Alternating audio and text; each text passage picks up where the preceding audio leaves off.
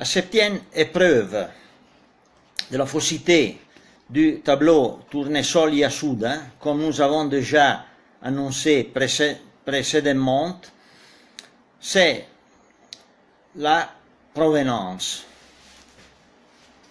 Très étrange de ce tableau pour être un Van Gogh. J'ai pu démontrer dans mes études qui que j'ai conduites depuis 24 et 25 ans, que ce tableau n'a pas été fait par Vincent, mais il a été réalisé par Gauguin. En janvier, le 19 janvier 1889, Gauguin, dans une lettre, va demander à Vincent de pouvoir avoir une copie de la version en jaune des 14 tournesols. Vincent se refuse de la consigner. Et alors, Gauguin pense de se la réaliser personnellement. Il a l'occasion, quand le 19 mai 1889, il est invité par Théo à dîner un dimanche. Elle était une dimanche. Théo s'était à la fin épousé avec Johanna Bonger, et Vincent avait peu avant le 2 mai envoyé 2 cases de tableaux dont toutes les versions des tournesols qu'il avait fait à Arles. Gauguin, cette dimanche, va faire même un dessin que j'ai trouvé dans la collection Armand Hammer à la National Gallery of Washington. Et au-dessus, il y a le portrait de Johanna, et au-dessous, il y a le portrait de Théo. Gauguin se fait consigner la version de Londres du 14 tournesol, et avant de partir pour la Bretagne, il fait une exacte copie de ce tableau. Successivement, Gauguin maintient ce tableau dans sa collection. Par exemple, on a notice d'un article fait par un journaliste américain dans le printemps de 1892 qui va dans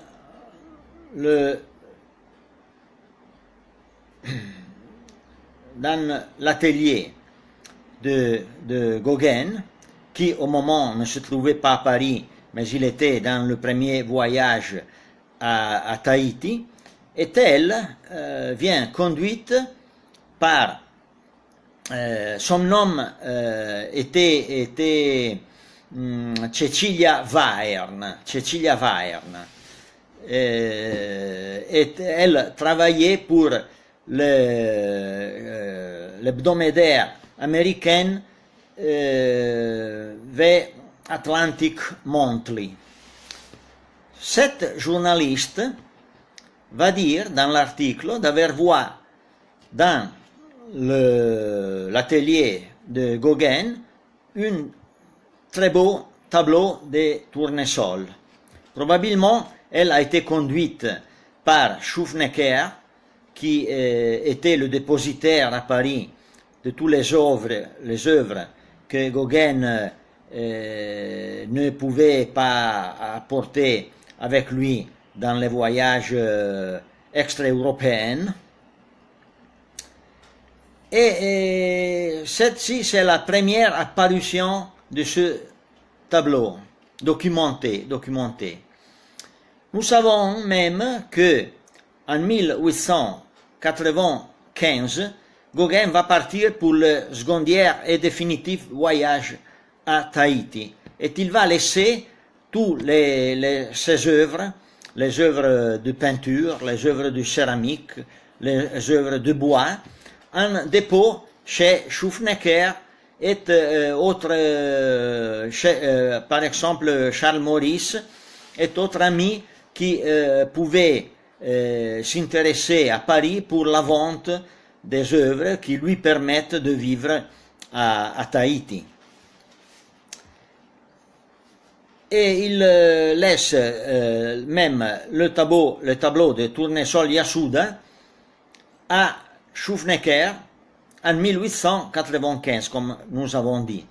À l'époque, Schuffnecker avait déjà dans sa collection un autre tableau de Tournesol de Vincent de la période d'Arles. Il se traite de la version de Philadelphia qu'il avait acheté de la veuve Johanna via la veuve Tanguy dans le mars 1894. Ce tableau, la version de Philadelphia, est celle qui a été envoyée à l'exposition d'Evon à Bruxelles en 1890. Et cette version avait au derrière une étiquette de la maison d'expédition Potier de Paris qui démontrait la participation à cette expo. Schuffnecker, en 1896, va vendre la version de Philadelphia via Vollard au comte Antoine de la Rochefoucauld, qui l'avait acheté au décembre 1896. Avant de consigner à Vollard le tableau de Philadelphia, Schuffnecker, proditorieusement, va lever l'étiquette qui se trouve au-dessus et au derrière du tableau, avec tout le châssis complet du tableau, horizontal. Il le va à substituer à celui du tableau Yasuda, qui actuellement se trouve dans la collection Yasuda de Tokyo. Avec cette opération, il a légitimé pratiquement le tableau faux. La copie de Gauguin a été transformée dans un faux, légitimé de cette étiquette. Successivement, Schuffnecker va exposer ce tableau de Yasuda dans plusieurs expositions qu'il va faire à Paris et dans d'autres villes d'Europe. Le 15 mars 1901, il expose le tableau la première fois dans une exposition chez Bernheim Jeune, exposition curée par Julienne Leclerc, une amie de Schuffnecker, ensemble au tableau du comte de la Rochefoucauld, actuellement à Philadelphia. Le tableau ne vient pas vendu. Et successivement, Schuffnecker va exposer encore le tableau à Bruxelles, à l'expo d'Idevon en 1904, comme anonyme, comme anonyme. Le tableau ne vient pas vendu. Le prix cherché était 5 000 francs, mais le tableau ne vient pas vendu. Il tente encore de le vendre à Mannheim, dans une expo de 1907 à Mannheim, en correspondance de l'inauguration du nouvel musée de la ville de Mannheim. Et le prix demandé est presque 15 000 francs ou marque allemande. Je ne suis sûr si se traite de francs ou de marques. Le tableau ne vient pas vendu encore et le perspicace Schuffnecker le va exposer l'année suivante, 1808, à janvier, chez la galerie de son ami Eugène Drouet. Le tableau ne vient encore pas vendu, il l'expose encore l'année suivante, en novembre 1909, toujours chez la galerie Drouet, et le tableau ne vient pas vendu.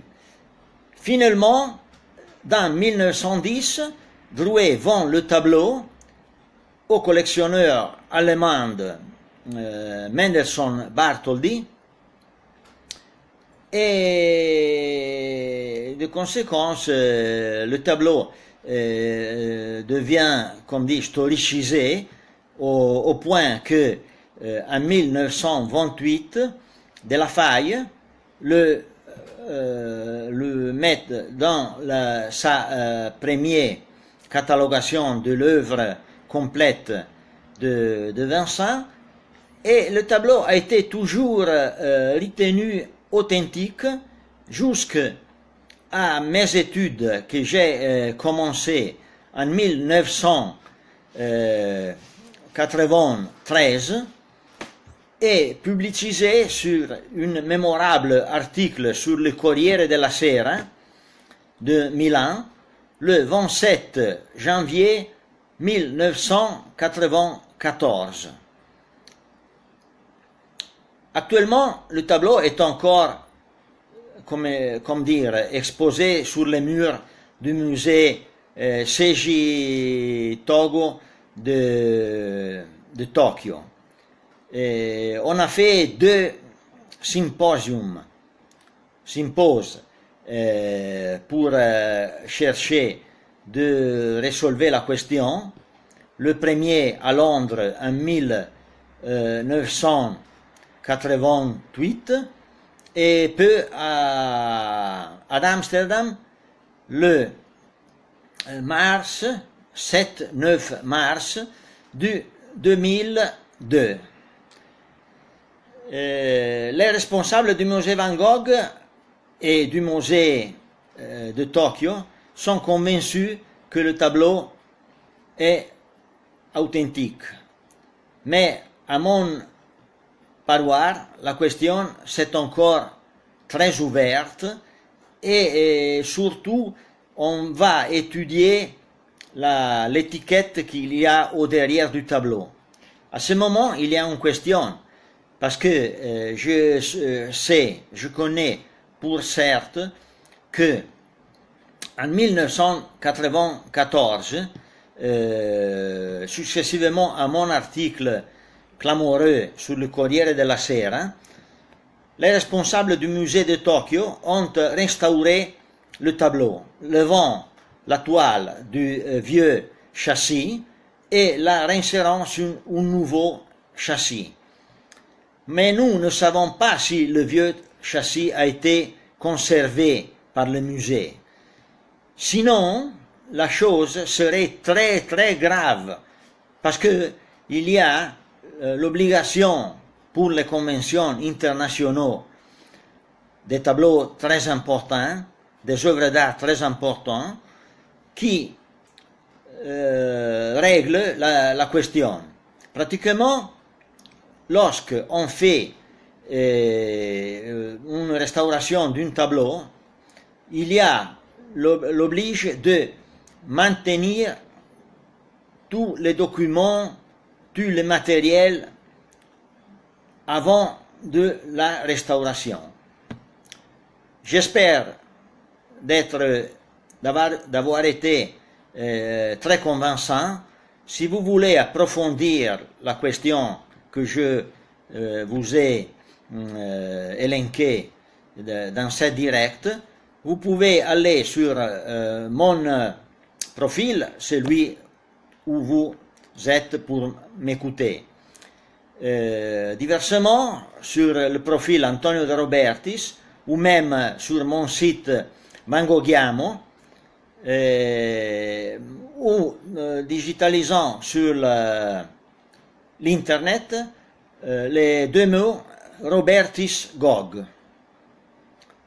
Merci pour votre attention et bonne prosecution de la journée.